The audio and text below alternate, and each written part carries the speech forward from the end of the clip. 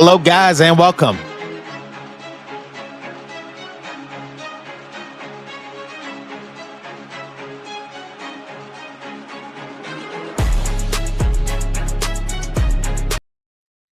Hello, guys, and welcome to Indiana Sports Connection. Sorry, I am really going low on the videos this week. I know, and I've been editing some videos for some other people and stuff like that. I've just been swamped. So we're going to talk about the Lindenwood game last night. What happened in that game? They played at 6 o'clock at Assembly Hall, and we're just going to go over it all. There are definitely some concerns with this team that are starting to. We're kind of just starting to see their identity and like what they're going to have to do. Like that's what we're going to talk about today is how this team, how can they be ready for the Big Ten season? How can they be ready for these big teams they're going to play going forward? But we'll talk about it all and more. So hit that subscribe button down below. If this is your first time here, whoa, my phone almost just fell right on the floor.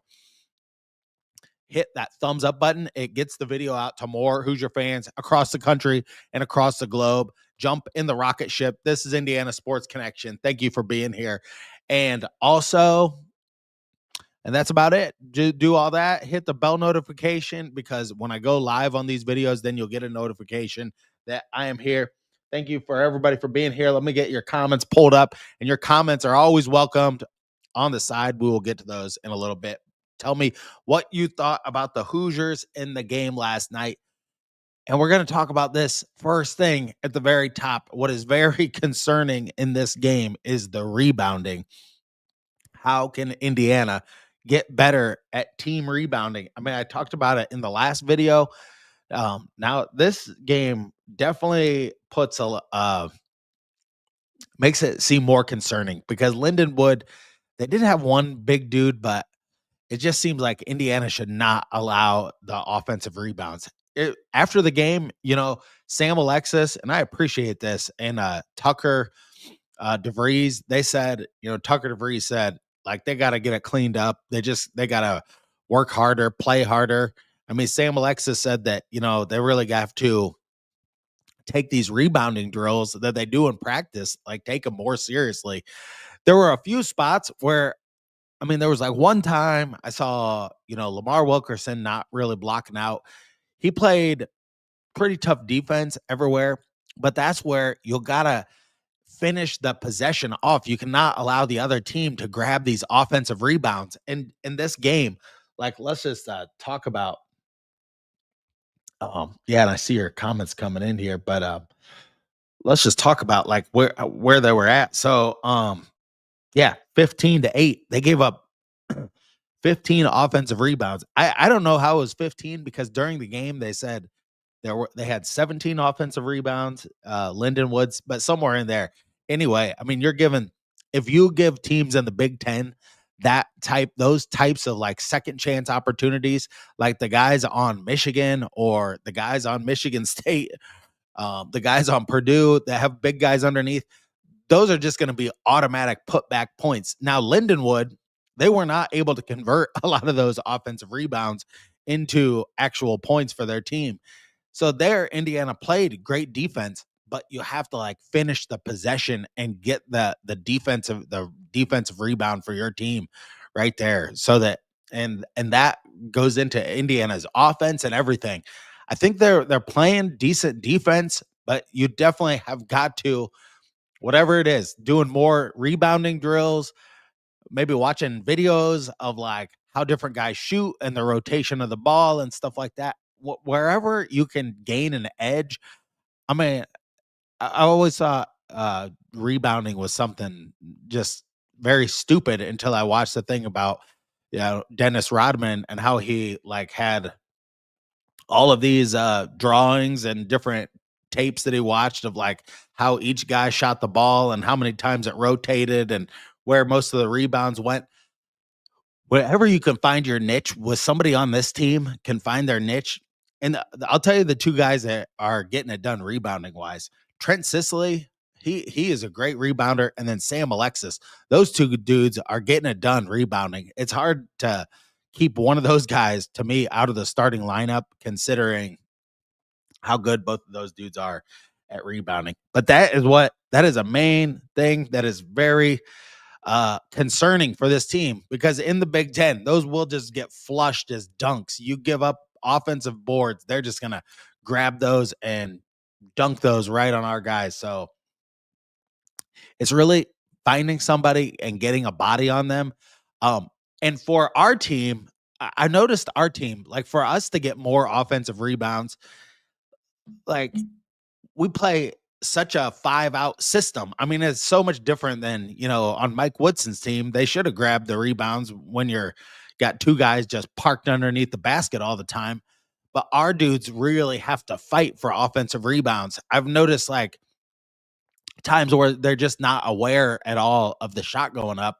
And it's either Reed Bailey is going over here to set a screen, and then there's a shot going up. And so one of your biggest dudes is just like right out on the perimeter and doesn't even realize the shot's going up. Like something more awareness or more communication or something has to be done about that. Because that's how this team will get some second chance. Indiana's actually a team that, with their struggles that they'll have on defense, they need to be able to grab as many offensive boards as they can to give their team more chances at the 3-point shot, so that's really the percentages go in your favor the more threes you can get up for this team. So you got to see that for Indiana. They got to just be a better rebounding team all around. And Connor Enright is the other dude. He is decent at rebounding. And there are some other guys that just, Lamar Wilkerson doesn't seem like he's got like a great knack for it. And that's just, some people have like a great eye for rebounding. They can just tell that the shot's going up, like it's going to go off the rim and go this way or go this way. And then other people really struggle with it. So it's just one of those things that they definitely can get worked on here. But this game, I'll tell you, this game alone does not concern me that much. Indiana missed a bunch of layups in this game that I feel like they were either overthinking what was happening out there or something. It just seemed weird, the amount of I mean, they came out of a timeout and ran a play directly to Tucker DeVries, and it's like he missed a point blank layup, and that is just really not like him. So that might be like a fluky type thing that is just kind of hard to put your finger on for one game. But definitely, and DeVries said, Coach DeVries said after the game that, they were really working on, being ready to play and being intense out there and, being intentional. I don't know if maybe some of the guys, you get too amped up for a game. Maybe you get too amped up and then you can't make layups. I don't know. I don't know what's going on there, but he said how, they were really focusing this week on, coming out and being ready to play. I'll tell you that with DeVries as being the new coach, it's like that goes so far with even with him and his son and the questions they ask him. He's very transparent about, like, we're working on this in practice all the time. This is what I expect. And, if they're not doing that, then we got to go back and try to do it a different way. Could there have been, I was thinking about this when I was watching the game, could there have really been, like, when you play golf the first couple times of the year and you don't remember any of the bad things, like I've played many times, the first 2 times I play of the entire year, I play a phenomenal round of golf. And then as you get 3 or 4 rounds in, you start to hit the ball a little bit left on some of these approach shots, and then you start thinking and you start overthinking. That's what I think is what's going on with this team. They played their first few games and it was like seemed really, really easy, and the ball was moving, and maybe it's the defenses of the other teams they've seen how this team's going to play. So, they're putting more guys on Lamar Wilkerson or DeVries, but it was so fluid in those first times. And now it just seems a little bit more difficult. I think when they go up, I think they're playing down to the competition a little bit, and that can be hard to do, especially for a bunch of guys that have never played together. You need real leadership out of these guys, and you saw it out of Tucker DeVries in the game yesterday. And like, let's not get anything twisted. I mean, they still beat this team by 20 points. We're talking about like I'm talking about the performance, like how they really perform against themselves, because that's what's going to matter when you play Kentucky and Louisville coming up. But so yeah, I mean, I think a lot of people get misunderstood of like what the Indiana fans really are after sometimes when they're saying all of these things. But so where was I? Yeah, I mean, something like that starts to happen with Um, you do something, it can be really, really good. I know it's always early in the year. I'll be making putts, and then you might start missing a couple of putts left. And you're like, oh, you start working on your path again and stuff. I feel like Lamar Wilkerson just needs to get in a groove, but he cannot have the types of games where I think he played great defense in this game, and I think he tried to really keep the intensity, but he really struggled. I mean, he struggled shooting layups. He struggled. He hit that one three-pointer, but he ends up with 10 points and took a lot of shots and did not make a ton of them. But you just cannot have games from him like this. He has got to step it up. Um, I really see the two guys, and they interviewed them together in the press conference, are I think Sam Alexis and Tucker DeVries are really two of the biggest leaders on this team, like maybe vocally. And Sam Alexis just really seems to set the tone for the entire team, like how you got to play intensity wise. And it makes sense that, he played on a national championship level team, and that Florida team like never let up in games. They always looked prepared, and that they played balls to the wall like all the time. So, um, he is doing a fantastic job. He ended up with 10 rebounds in the game. Let's go through a few of the stats here. DeVries, he had that stretch where he scored 13 straight points. That was huge to push Indiana's lead out past 20. And, they cruised to victory after that, after Lindenwood like cut the game down to a 6-point lead there. So DeVries ends up with 25 points on 3 rebounds and 3 assists. Uh, Connor Enright ends up 26 minutes, 2 rebounds, 3 assists, 3 points. He hit that 3 in the corner. I would just like to see him be able to like hit a couple more 3-pointers.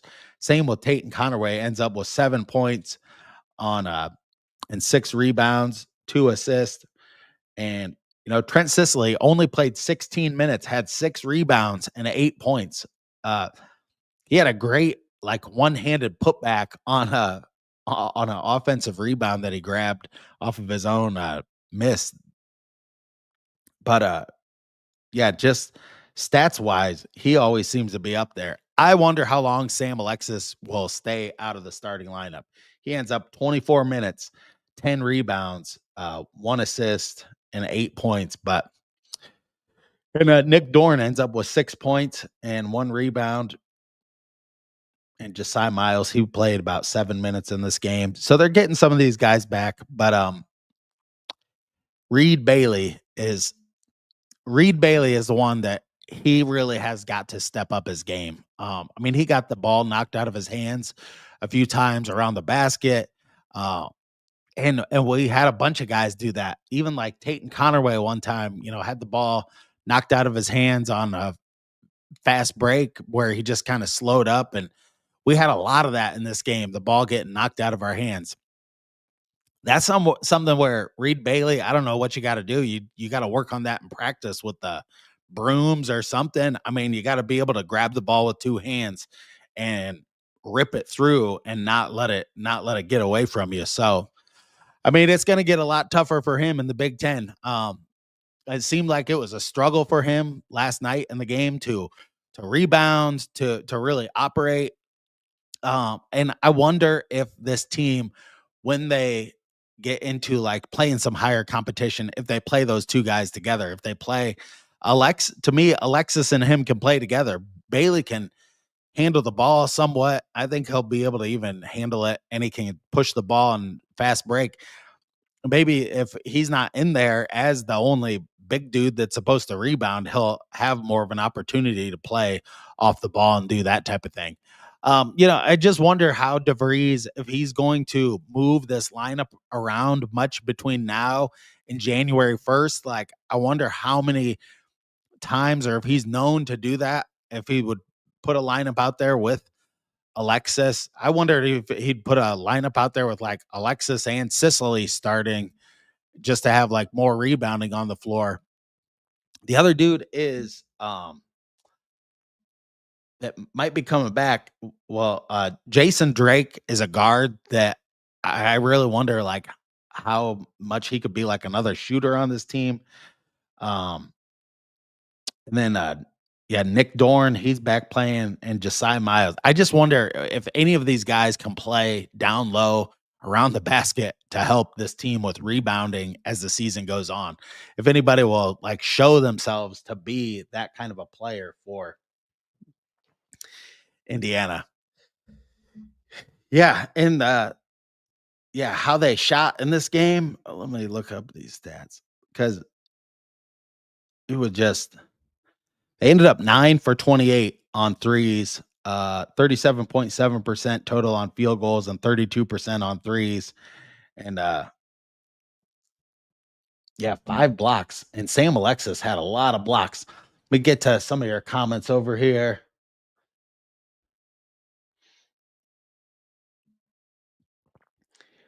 Confident coach makes some adjustments. Kansas State has one of the best players in the country. Yeah, and they score a lot of points, Michael. They score a lot of points. I think they're averaging like 94 points a game. So this will be a high scoring game against Kansas State. Hopefully. I mean, it'll be in the 80s or 90s. Yeah, they have more tape. Yeah, after those first couple of games and playing Marquette, you can see how DeVries and how these guys uh, are going to be putting this together.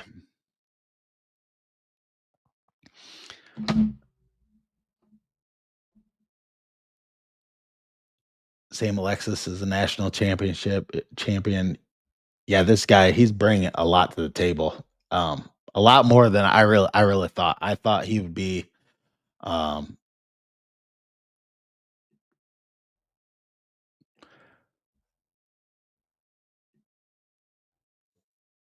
yeah, Sicily plays lights out. I love the way that he gets back on defense. And that's something to take from this game. I mean, they really I mean, Lindenwood, as much as they're a scrub team. I mean, Indiana's defense has really been locked down. It's just not finishing out some of these possessions is really where I think they expend so much effort sometimes all the way down to the end of the shot clock. The ball, I mean, the offense in this game was not smooth. It was, and the announcer said it like it was a little bit clunky, or they were struggling to move the ball. I don't know what the solution to that is. A few times I thought Connerway maybe taking too much time getting the ball up the court. I did notice, I mean, um, early on in those first 3 games, we would have the ball up the court in like 3 passes, and it wasn't like Connerway was not bringing the ball up the court. He would practically incorporate Enright and make a cross court pass to him and then get it right up into I think that's really what they have to do is like even when the other team makes a basket, like push the ball. You just push the ball up into the offense.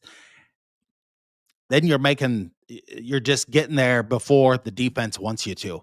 So I just think that's really what they got to do. I mean, yeah, you play with enthusiasm or whatever, but even after a made basket, get the ball like 2 or 3 passes. And if they're going to press you a little bit, and some of these teams are pressing in Indiana a little bit, that should make it that much easier to get free baskets when they get guys in the backcourt and you make a couple of passes up the court against a team like Lindenwood. Then that's normally when you just start running and dunking it all over them. But they got the big game against Kansas State coming up. Kansas State will look more deeply at them. I know I haven't made a video about Indiana football. I'm just like taking a little bit of a break, and I'm making a video right now about the Watt shot and like the history of the Watt shot coming from Kelvin Sampson. Well, you'll see it when it comes out. But Darren DeVries is definitely the best coach. Yes, he is. I agree with that. And that's a good way to end this episode because I think we got a great coach. I think he's gonna figure it out. I like what he's done so far. Every game I've been to, I mean, he like high fives all the fans. He's very incorporated and he's not a jackass to everybody, which is nice, like Archie Miller or a la Mike Woodson. At least he's like incorporating the fans or incorporating everybody into wanting people to be like together watching Indiana basketball. So he's going to be here for a while. So, um, and I'm sure as this season goes along, we'll have like the things we like about him and the things we don't like. And like, I wonder if he's going to change the starting lineups going forward and how much he's going to do stuff like that. It's a new coach. So, I mean, we're going to find out. And he has a one thing, it doesn't matter that much about who starts because he has a real quick leash. I mean, I've seen him take guys out, rotate guys out at like the 18:25 mark. I mean, a game has started and he rotated guys out just a couple minutes in before. So he's got a quick leash to I notice he tries a lot of different lineups throughout the game, bringing guys in and out as well. So maybe that's part of what's going on here too, is he's against some of these weaker teams. He's trying to figure this out coaching wise or figure out if this guy can do this. So we really don't know. This is our first season with him as the coach. So I do know this, like last year when West Virginia played like against the top level teams, when they played Louisville, when they played Arizona in that Maui or the Bahamas trip, and then some of the other games they played early on in their season, his teams performed really well against the top level teams. So, I've not watched him coach an entire season, and none of us really have, unless you really watched every West Virginia game last year or Drake's games the years before. So we just gotta see how he develops it as a coach. And I've seen him coach in these big games, and he seems to always have the team ready. And he has this year against Marquette. I mean, they blew them out of the water. Who knows if they're great or not, but there's no reason to think. I think he's going to have them ready and should be hopefully a packed house, the Assembly Hall. It's, more of a raucous game, because not that the crowds have been very enthusiastic, but just the bottom tier is full. And so it is hard to motivate these young guys at times to play, to score 100 every time against Lindenwood and Incarnate Word. Maybe they're getting a little bit they playing down to their competition and they'll play better in this next game. But that I hope is just wishful thinking. So thank you guys for joining me today. Go Hoosiers, and the football team 11-0 undefeated, and the basketball team 5-0 undefeated. And we got a huge game coming up on Tuesday. So we'll be making more videos about that type of stuff. And until next time, stay classy out there, Hoosier fans.